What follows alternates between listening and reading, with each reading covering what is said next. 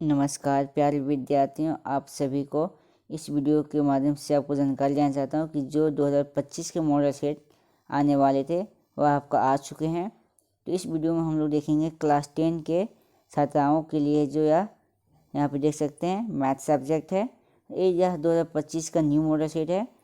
अभी तक एक मॉडल सेट जारी हो चुके हैं, 2 मॉडल सेट और अभी जारी होना बाकी है। तो अभी हम देखेंगे कि इसमें हम आपको सारे जितने भी ऑब्जेक्टिव क्वेश्चंस के हैं वो सारे हम आपको सॉल्यूशंस करवाने वाले हैं। तो अब वीडियो के अंत तक ज़रूर बने रहें और इस चैनल पे हम सारे विषय के सारे मॉडल सेट हम लाने वाले। अगर यदि आपको और भी सारी वीडियो को अगर सॉल्यूशंस चाहिए सब्जेक्ट का या साथ ही साथ प्रीवियस ईयर्स के जितने भी मॉडल सेट हैं हम सारे इसी चैनल पर करवाने वाले हैं। तो अगर वो सारे के वीडियो सॉल्यूशन चाहिए तो आप हमारे चैनल के साथ बने रहें। और यदि पहली बार मेरे चैनल पे आएँ तो आप चैनल को सब्सक्राइब कर लें। तो चलिए समय को ख़राब ना करते हुए यहाँ पे क्वेश्चंस की ओर चलते। पहला क्वेश्चन आपका यहाँ पे देख सकते हैं कि x² माइनस 27 का शून्यक होगा। तो आपको बता दूं कि यह जो आंसर होंगे यह देखिए कुछ इस तरह से बनेंगे, फिर मैं आपको लास्ट में कुछ हिंट्स करूँगा। तो x² माइनस √27 इस तरह से, फिर इसका भी स्क्वायर हो जाएंगे। तो इसके बाद हो जाएंगे x² माइनस, अगर √27 को अगर यदि हम तोड़ते हैं तो 3√3 की तरह टूटेंगे और इसका हो जाएंगे स्क्वायर। अब मैं बता दूं कि यह होता है a² माइनस b²। ये फार्मूला होता है, ध्यान रखिएगा फार्मूला को याद कीजिएगा। तो ये जो आपके हो गए वो आपका x बराबर एक बार 3√3 प्लस में लिखाएंगे और एक बार x बराबर माइनस 3√3 लिखाएंगे, यानी कि दो बार आंसर लिखाएंगे। तो एक बार प्लस में एक बार माइनस में। तो देख सकते हैं कि कौन सा ऑप्शन में, तो आप देख सकते हैं कि आपका ऑप्शन नंबर बी जो है आपका सही हो जाएंगे। अब आपको मैं हिंट्स करता हूँ कि आखिर ये क्वेश्चन कैसे बना हुआ है। तो ये एक्सरसाइज का क्वेश्चन है t² माइनस 15 और यह आपका एक्सरसाइज का क्वेश्चन है। और एक तो आपका होते हैं x² माइनस 3, यह आपका एग्जाम्पल का क्वेश्चन है। तो अब शायद ये चीज़ समझ में आ गया होगा कि इस क्वेश्चन को आप कैसे बनाने हैं। तो ये आपको हिंट्स कर दिए। आगे देखिए नेक्स्ट क्वेश्चन है आपका कि यदि किसी बहुपद का ग्राफ एक्स अक्ष को 3 बिंदुओं पर प्रतिच्छेद करता है तो इनमें कितने शून्यक होते हैं। तो देखिए आपका डायग्राम इस तरह से बनेंगे और देखिए ये आपका एक्स एक्स का होते हैं। तो कह रहा कि इसको 3 जगह पे प्रतिच्छेद करेगा, जैसे कि आप देख सकते हैं इस फिगर में आपको हम बना दिए। अब देखिए आपका एक यहाँ पे प्रतिच्छेद किया, एक यहाँ पे प्रतिच्छेद किया, एक यहाँ पे किए हुए एक्स वाला। तो इसका जो आंसर कितने होंगे, तो यहाँ पे डायग्राम नहीं बना हुआ बल्कि डायग्राम को बना के आपको समझने पड़ेंगे। तो आपका जो राइट आंसर जो हो जाएगा वो आपका x बराबर 3 हो जाएंगे, क्योंकि यह 3 जगह पे देख सकते हैं टच कर रहा है। तो कौन सा ऑप्शन में, तो आप देख सकते हैं कि आपका ऑप्शन नंबर ए में आपका सही हो जाएंगे। नेक्स्ट क्वेश्चन से आपका कि दो परिमेय संख्याओं के बीच कितने परिमेय संख्या हो सकती है।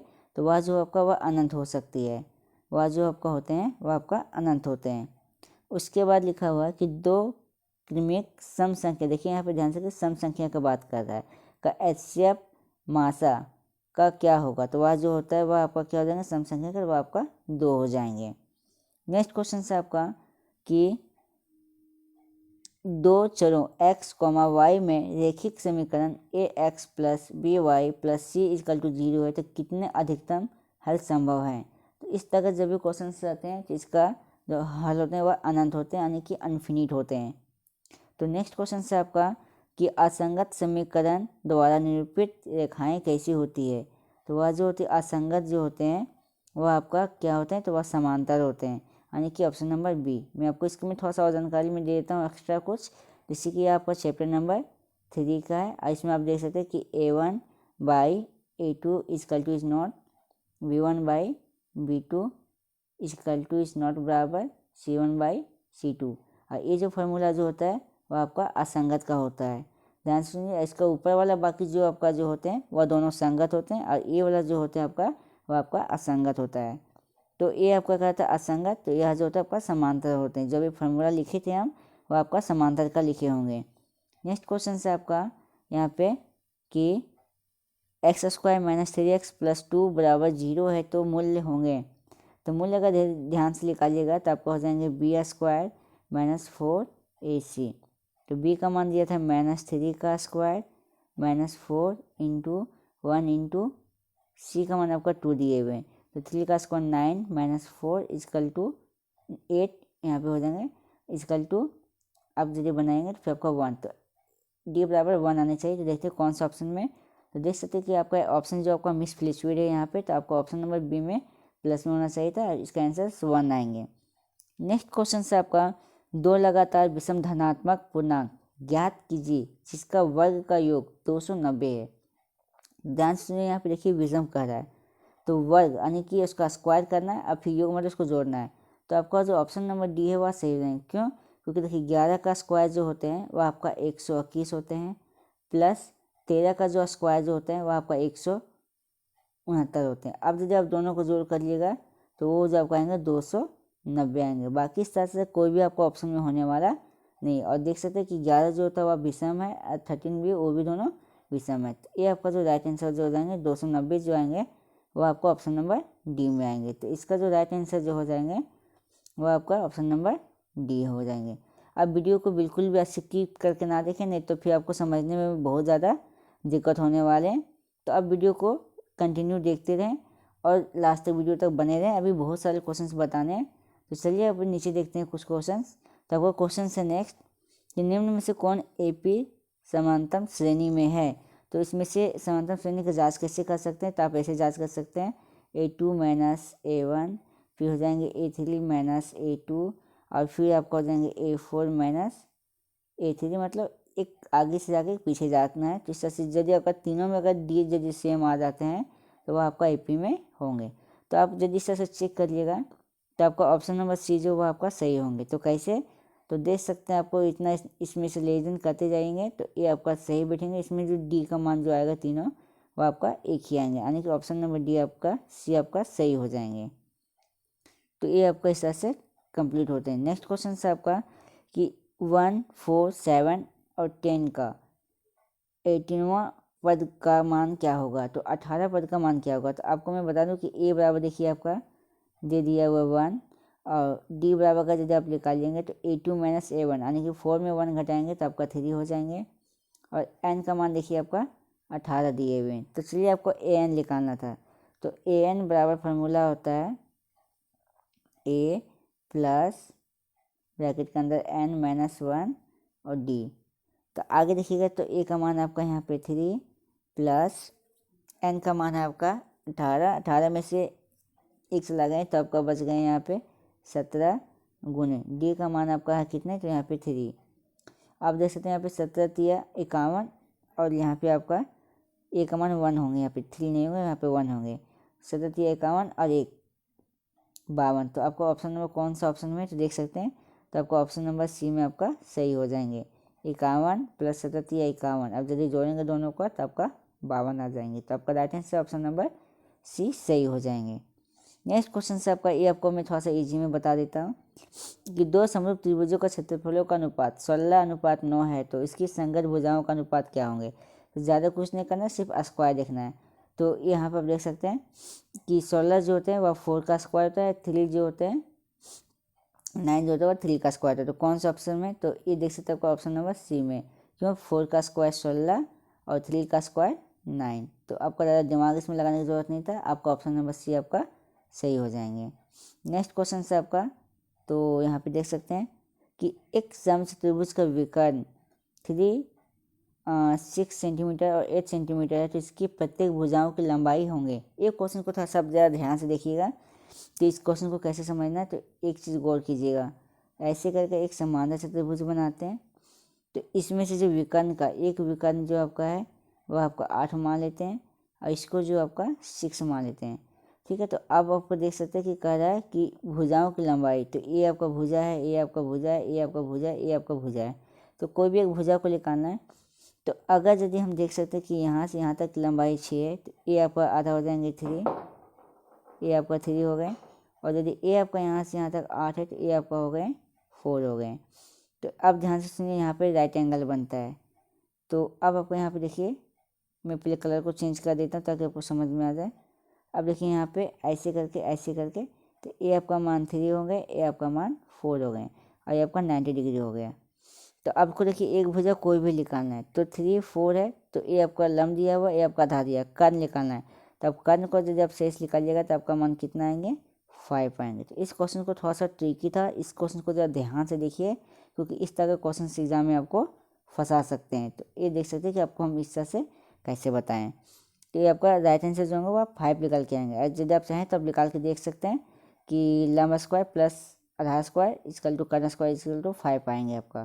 तो राइट आंसर कौन सा आपका, तो हम इसी इसमें चेक करेंगे तब देख सकते हैं कि आपका राइट आंसर 5। तो ये देखिए आपका ऑप्शन नंबर सी में आपका सही हो जाएंगे। नेक्स्ट क्वेश्चन से आपका कि दो अक्षों का प्रतिच्छेद बिंदु को क्या कहते हैं। तो दो अक्षों को देखो ऐसे कहने का मतलब है कि ये देखिए आपका इस तरह से होंगे, इस तरह से दो अक्ष पे जो प्रतिच्छेद करते तो ये जो दोनों एक दूसरे पर प्रतिच्छेद करते इसको हम लोग मूल बिंदु बोलते हैं, इसको हम लोग मूल बिंदु बोलते हैं। तो देखते हैं कौन सा ऑप्शन में आपका मूल बिंदु है। तो जो आपका देखिए आपका ऑप्शन नंबर बी जो है आपका वह राइट आंसर हो जाएंगे। उसके बाद आपका क्वेश्चन नंबर नेक्स्ट है कि वाई अक्ष से 5 इकाई युग्म और एक्स अक्ष से पर बिंदु पी पर स्थित है तो इसका निर्देशांक क्या होता है। तो हमको पता है कि वाई इसका जो निर्देशांक होता है तो वाई और 0 होता है। तो वाई का मान देखिए आपका 5 दे चुके हैं और यहाँ पे आपका फिर 0, तो आपका 5 और 0 होना चाहिए, क्योंकि यहाँ पे देख सकते हैं वाई इसका 5 इकाई दे दिया है और एक्स के जगह पे 0, तो कौन सा ऑप्शन साइड हो जाएंगे। तो आप देख सकते हैं कि आपका 14 का जो है आपका ऑप्शन नंबर ए जो आपका वह सही हो जाएंगे। नेक्स्ट क्वेश्चन से आपका कि यदि साइन ए बराबर 3/, यहाँ पे देख सकते हैं 3/4 है तो कोस ए का मान होगा। तो हमको इतना पता है, ज़्यादा दिमाग नहीं लगाना कि साइन ए का उल्टा कॉस ए होता है। तो साइन ए का 3/4 तो कोस ए का मान हो जाएगा 4/3। तो कौन सा ऑप्शन में, तो आप देख सकते हैं कि आपका ऑप्शन नंबर ए में ही देखने को मिल रहा है। अगर आप चाहें तो आप निकाल के देख सकते हैं, मान आपका फिर से आएंगे। साइन का अपोजिट कॉसेक होते हैं, तो साइन ए का मान अगर 3/4 है तो कॉसेक ए के जस्ट इसका उल्टा हो जाएंगे तो 4/3 हो जाएंगे। तो आपका राइट आंसर ए आपका सही हो जाएंगे। फिर देखिए आपका 16 नंबर क्वेश्चन है कि सेक ए प्लस 10a ब्रैकेट के अंदर में बंद है, फिर है आपका 1 माइनस साइन ए बराबर है। तो यह आपका फॉर्मूला है, तो ये जो आपका बराबर जो होंगे वह आपका यहाँ पे कोस ए के बराबर होते हैं। तो आपका right answer option number B हो जाएंगे। ध्यान से सुनिए, एक क्वेश्चन को आप थोड़ा सा याद भी कर लें, क्योंकि अगर यदि आप नहीं बना पाएंगे तो शायद आपको ऑप्शंस में याद करने में मदद करेंगे। उसके बाद है आपका 10a बराबर √3 है। तो कह रहा है कि 10a√3, तो √10 में ध्यान सुनिए तो 10 इक्वल टू √3। तो ऐसा क्या मान लिखेंगे कि √3 का, तो 10 60 का जो मान जो होता है वो आपका √3 होता है। तो कहने का मतलब कि ए के जगह पे आपको 60 डिग्री लिखने थे। तो देखते हैं कि कौन सा, तो 10 60 का मान √3 होता है, तो कौन सा ऑप्शन में, तो आप देख सकते हैं कि आपका ऑप्शन नंबर बी जो आपका सही हो जाएंगे। 10 60 का मान होता है √3, तो ए के जगह पे कितना लिखेंगे तो 60 डिग्री। उसके बाद नेक्स्ट क्वेश्चन से आपका कि जब किसी सीधी खड़े खंभे की छाया उसकी ऊंचाई के बराबर होती है तो उन्नयन कोण क्या होंगे। तो ध्यान से सुनिएगा, जैसे मान लीजिए ये आपका मीनार है और ये आपका छाया है, ये आपका मीनार है, ये आपका छाया है। तो दोनों जब इक्वल तभी होंगे जब दोनों का वैल्यूशन सेम होगा। तो यह सेम वैल्यूशन कब होगा, तो यहाँ पे अगर यदि हम ये देखिए आपका लंब है और ये आपका आधार है, तो लंब आधार आपका किस में होता है, तो आपका 10 में होता है। अब 10 में देख लें तो अब 10 में से क्या अंक लेंगे जो दोनों में इक्वल आएंगे। तो 10 1 अगर यदि हम लेते हैं तो 10 अगर हम 45 लेते हैं तो 45 का मान कितना होता है, तो 1 होते हैं। अब जब 10 45 का मान 1 होता है तो अब जैसे 10 45 का मान 1 बैठाएं तो इसके नीचे 1 बैठाएंगे, तो इसका वैल्यूशन जो भी रहेगा, जैसे मान लीजिए कि आपका ऊंचाई अगर 20 है तो आपका इसमें जो नीचे का भी मान जो आएगा वो भी आपका कितना आ जाएगा, 20 हो जाएगा। क्यों, क्योंकि अगर क्रॉस मल्टीपल गुना करेंगे तो सेम चीज़ आएगा। तो कुल मिलाकर आपको हम फिर से एक बार समझा देते हैं कि अगर यदि हम 10 45 का मान यदि हम बैठाते हैं तो इसका मान 1 होता है, 1 को क्रॉस मल्टीपल गुना करेंगे तो आंसर वो उतना ही सेम आएंगे। तो इसमें देख सकते हैं कि 10 अगर यदि हम 45 का मान लेते हैं तो आपका जो मान होगा बस जितना उसकी लंबाई होंगे उतना ही उसकी छाया भी आएंगे। तो आपका 10 45 का मान इसमें सही हो जाएंगे।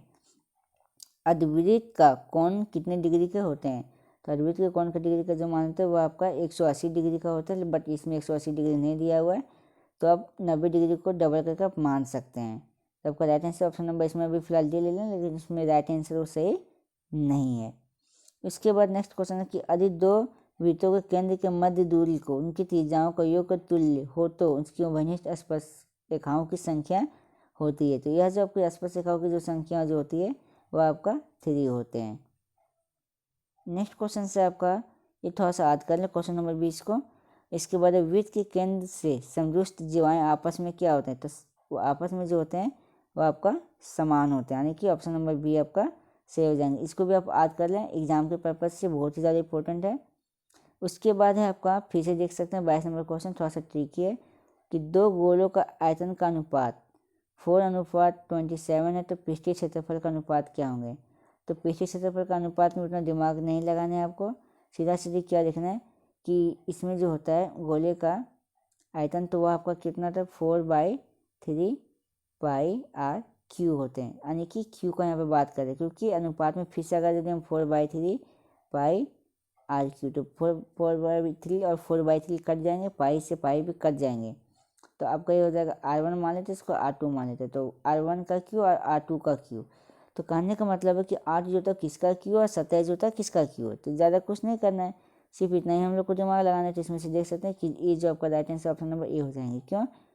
क्योंकि 2 का क्यू 8 होते हैं और 3 का क्यू कितना होते हैं 27 होते हैं। बाकी अब किसका में कोई भी ऑप्शन सही नहीं है, तो आपका right answer option number A आपका सही हो जाएंगे। नेक्स्ट क्वेश्चन से आपका, कि किसी गोले का वक्र पृष्ठ का क्षेत्रफल 144 पाई है वर्ग है, तो उसकी त्रिज्याएं होंगे। तो इसकी त्रिज्याएं को सही हम लोग चेक करते हैं, तो यहाँ पे देख सकते हैं कि गोले का, तो गोले का भी बताएं 4 पाई आर स्क्वायर होते हैं। ये आपका गोले का वक्र पृष्ठ का क्षेत्रफल है।